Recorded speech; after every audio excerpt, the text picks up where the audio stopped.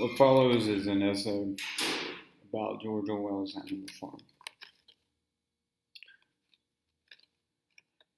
Animal Farm, an illustration of the promise and peril of animalism. The impulse for writing this brief essay comes from teaching the book for several years abroad.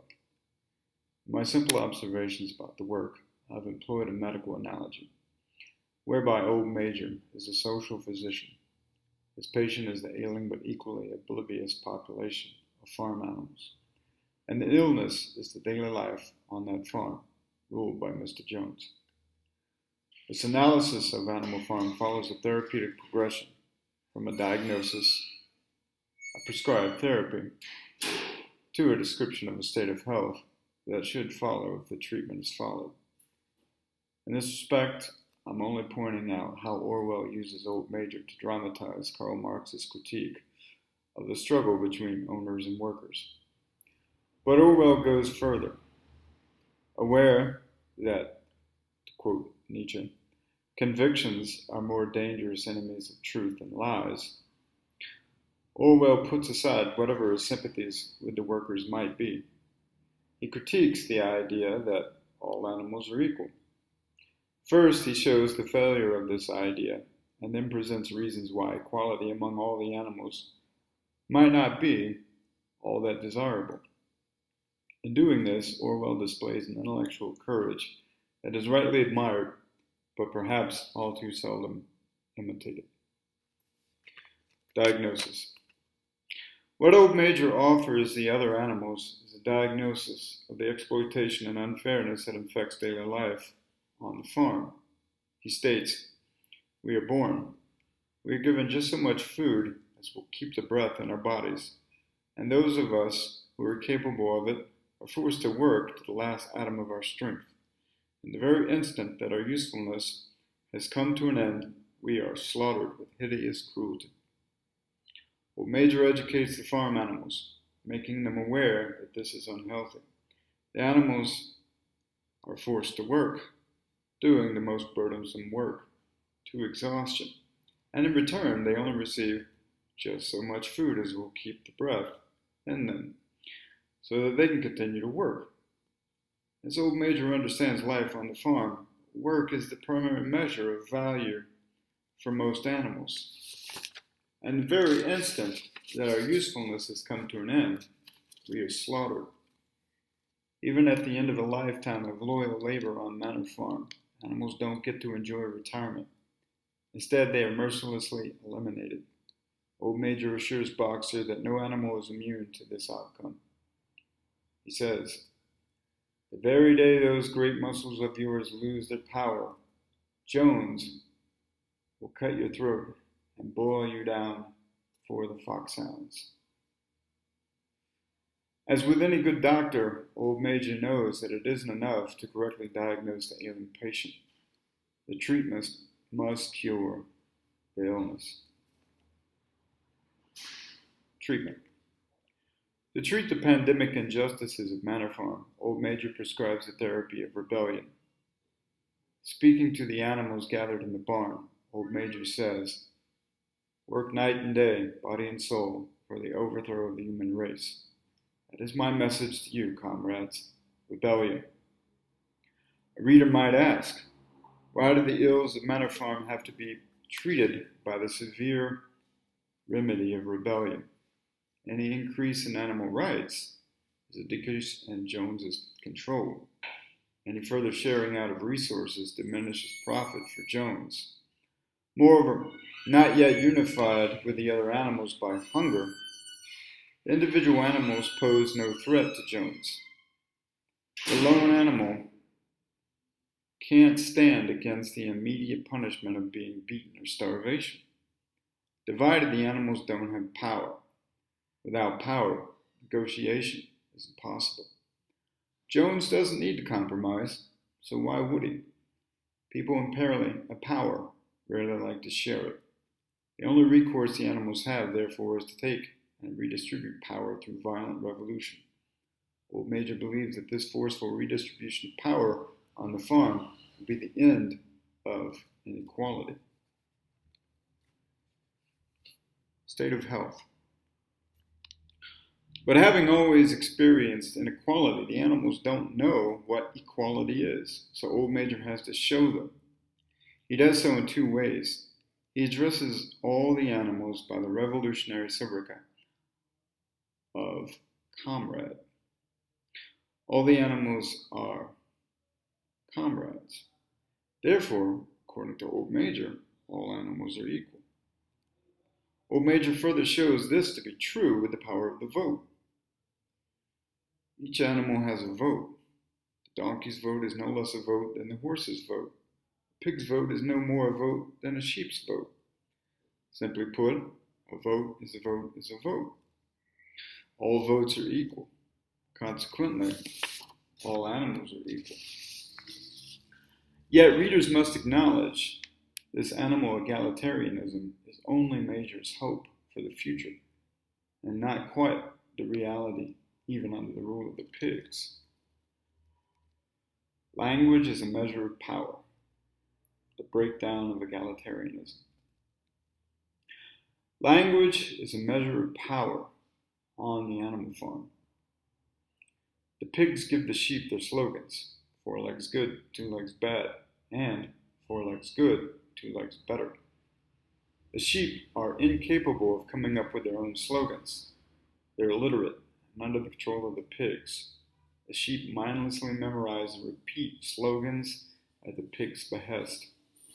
If Wittgenstein is right when he claims the limits of my language are the limits of my world, then clearly the sheep have a small world.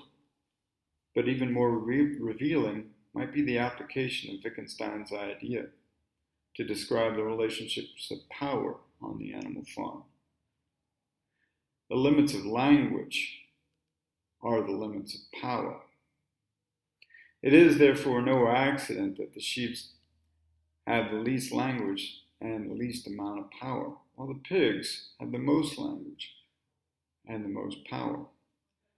The pigs, after all, write and revise the rules that govern life on the farm for all the animals. However, language alone doesn't separate the pigs from the others. Leisure. Snowball is able to become the hero of the Battle of the Cowshed, not only because of language, but because of leisure. Orwell describes an ordinary day on the farm shortly after the rebellion. The pigs did not actually work, but directed and supervised the others.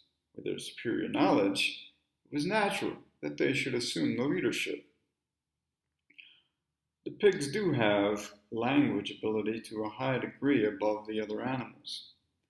This superior knowledge of language is what makes it natural that they should assume the leadership.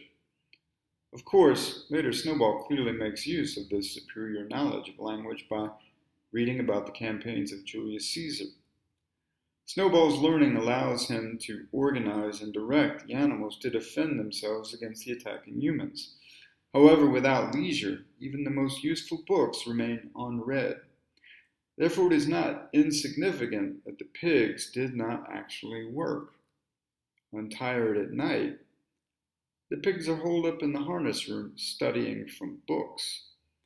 There's an undeniably intimate connection between leisure and learning that enables Snowball to be heroic. Even the modern-day storytellers of Hollywood can't ignore this fact. That is why the bat-suited hero of Gotham is the leisured Bruce Wayne during the day. Moreover, the ironclad Tony Stark is equally free from draining daily work when he's not putting in a shift as Iron Man. In understanding Animal Farm, we shouldn't overlook the importance of leisure. Orwell and Hollywood might agree at least on this point. Leisure doesn't make a person heroic, but it is awfully difficult to be heroic without leisure. But leisure isn't the only resource where the animals are found to be unequal. Food.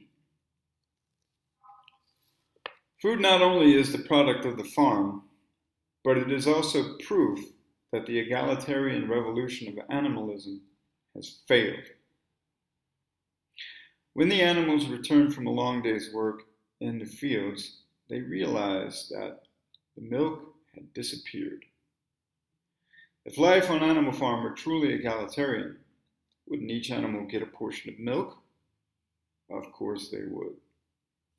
But that doesn't happen. As Napoleon said, "Never mind the milk, comrades." This inequality with food resources continues throughout the novel.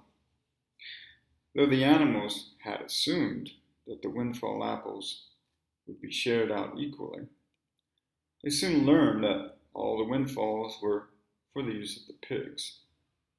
And even as the farm faces the winter hardship of food shortages, not all animals make equal sacrifices.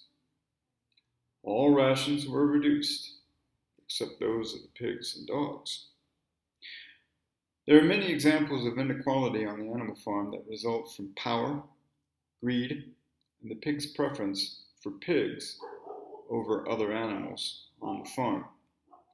But the most formidable and unyielding source of inequality might be nature itself. Nature isn't egalitarian. Maybe we'd like to believe that the failure of animal egalitarianism wasn't inevitable. But the truth, however, might be that it truly was never possible. The pigs have a natural advantage the other farm animals lack. Orwell writes that the pigs had taught themselves to read and write. This autodidactic aptitude for reading and writing reveals more than a few not insignificant natural abilities the pigs have. The pigs have a passion for learning, for teaching themselves new abilities without being prompted to do so by others. Moreover, what the pigs teach themselves is equally important, because to read and to write is to have power over others on the farm. The other farm animals are aware that the pigs are manifestly cleverer and therefore should decide the questions of farm policy. Nature has made the pigs different, and as Freud observes, nature, by endowing individuals with extremely unequal mental capacities, has introduced injustices against which there is no remedy. Nature isn't egalitarian, and clearly the pigs have benefited in part from the lottery of chance. Their leadership is the reward for being superior to the other animals. However, nature and the effort of the pigs have made the animals unequal. Nonetheless, the remedy of enforced equality under Napoleon's dictatorship may be far worse than the disease of nature's injustices. Undesired outcomes of egalitarianism. The dream of old Major's egalitarianism turns into a nightmare under Napoleon's rule, and disagreement is outlawed through violence. One of Boxer's favorite slogans is, "Napoleon is always right." He speaks more truth than he understands. Napoleon is always right. If he isn't, he exiles you or he kills you. All animals are equal under Napoleon because they're all unable to dissent. Conformity is the unwritten law of Animal Farm, and its immediate consequences can't be ignored: countless deaths and tyranny. However, its unseen, insidious effects are more dangerous. Maybe the windmill really fell because Benjamin refused to speak up. Since he could read as well as any pig, who's to say that he didn't recognize the windmill's flaw of thin walls? If he realized the flaw, could it be that he chose to remain silent out of self-preservation? The silence of conformity comes at a cost: progress. As William Blake writes, without contraries is no progression. Doubtless dissent is essential for progress in a healthy society. Silence, though, puts an end to progress, and the tyranny of Napoleon turns even language into a weapon against the unsuspecting animals. Language as a tool of control. If you can say it, you can think it. You can do it. For this very reason, Napoleon bans beasts of England. Having witnessed the execution of their comrades by Napoleon's dogs, the farm animals retreat to the knoll and sing the song as an act of solace. Shortly afterwards, Squealer arrives. Orwell writes, he announced that by a special decree of Comrade Napoleon, beasts of England had been abolished.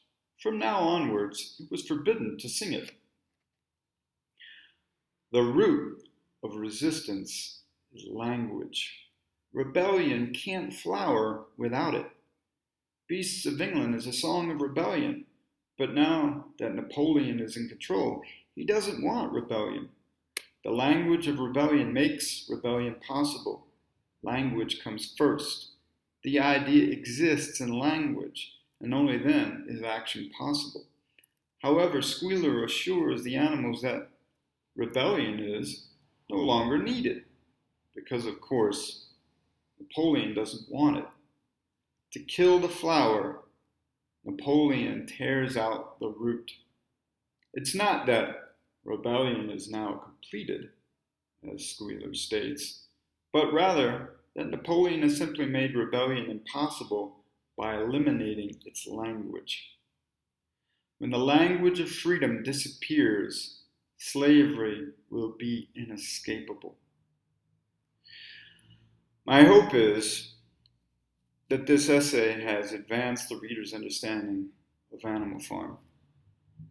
However, if it does no more than compel people to read Orwell's book in order to prove wrong what I've spoken here, then my effort will not have been wasted. Orwell's work is rare in the world of books, and we do him the honor he deserves by reading it and reading it again. Thank you.